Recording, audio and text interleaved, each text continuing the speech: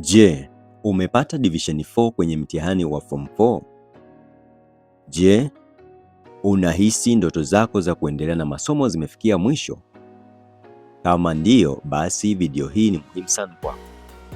Katika video hii nitakutajia kozi mbalimbali za art ambazo unaweza kusoma ukiwa na division 4 pamoja na fursa zake za ajira na maendeleo ya baadaye. Hakikisha unatazama video hii hadi mwisho kwa sababu huenda kozi utakayoisikia leo ndiyo itabadilisha mwelekeo wa maisha yako. Kumbuka kusubscribe Jack Media TZ. Karibu Jack Media TZ. Kwa wanafunzi wengi hupata mshtuko wanapoona wamepata division 4. Wengine huanza kuamini kwamba hawawezi kuendelea na elimu au kupata taaluma nzuri. Lakini ukweli ni kwamba division 4 si mwisho wa safari yako ya elimu. Kuna vyuo vingi vya kati vinavyotoa kozi mbalimbali za art ambazo zinaweza kukupa ujuzi, ajira na hata nafasi ya kuendelea hadi diploma na degree. Leo tutaangalia baadhi ya kozi hizo. Namba 1, Community Development. Kama unapenda kufanya kazi za jamii na kushiriki katika miradi ya maendeleo, hii inaweza kuwa kozi nzuri kwako. Baada ya kuhitimu, unaweza kufanya kazi katika mashirika yasiyo ya kiserikali, halmashauri na miradi mbalimbali ya maendeleo ya jamii. Namba 2, Social Work. Kozi hii inahusu kusaidia watu na makundi mbalimbali ya kijamii kutatua changamoto zinazowakabili. Wahitimu wake wanaweza kufanya kazi katika hospitali, mashirika ya kijamii na taasisi mbalimbali za ustawi wa jamii. 3, Journalism. Kama unapenda habari, kuandika au kuripoti matukio, kozi hii inaweza kukufaa. Baada ya kuhitimu, unaweza kufanya kazi kwenye redio, television, magazeti au mitandao ya habari. Namba 4, Mass Communication.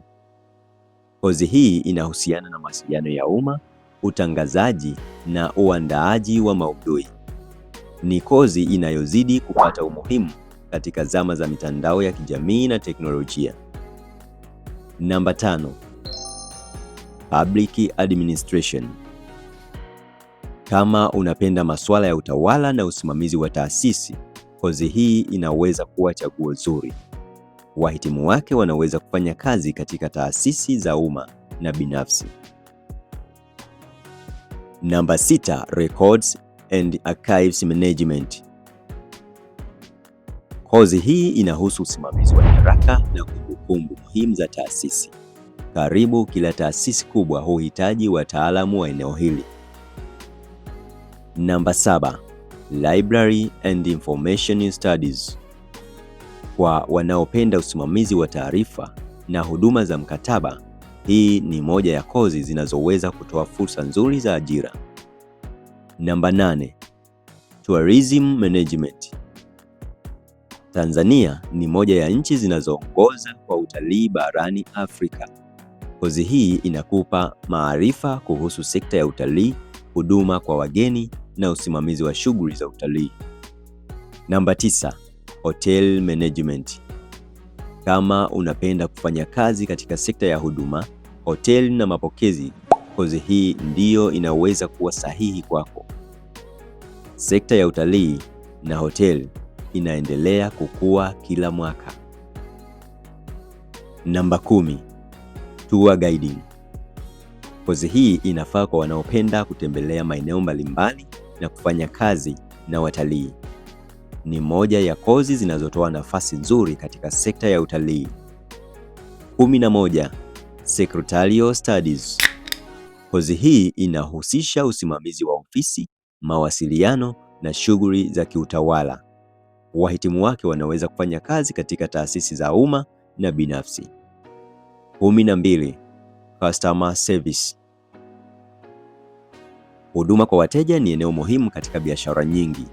Hii inaweza kukupa nafasi ya kazi katika benki, kampuni za mawasiliano, hoteli na taasisi nyingine nyingi. Ushauri muhimu. Kumbuka, usifikiri kwamba mafanikio yanategemea daraja ulilopata pekee. Watu wengi waliofanikiwa leo walianza na certificate, wakaendelea diploma na baadaye degree. Muhimu ni kuchagua kozi sahihi, kujifunza kwa bidii na kutumia vizuri fursa unazopata. Kama una division 4, usikate tamaa. Bado una nafasi nyingi za kujifunza, kupata ujuzi na kujenga maisha yako ya baadaye. Kikubwa ni kufanya maamuzi sahihi na kuendelea kupambana. Je, kati ya kozi hizi ni ipi umeipenda zaidi? Na kama una division 4, ungependa kusoma kozi gani? Andika maoni yako hapa chini na usisahau kulike video hii, kushare kwa marafiki zako na kusubscribe kwenye Jack Media TZ.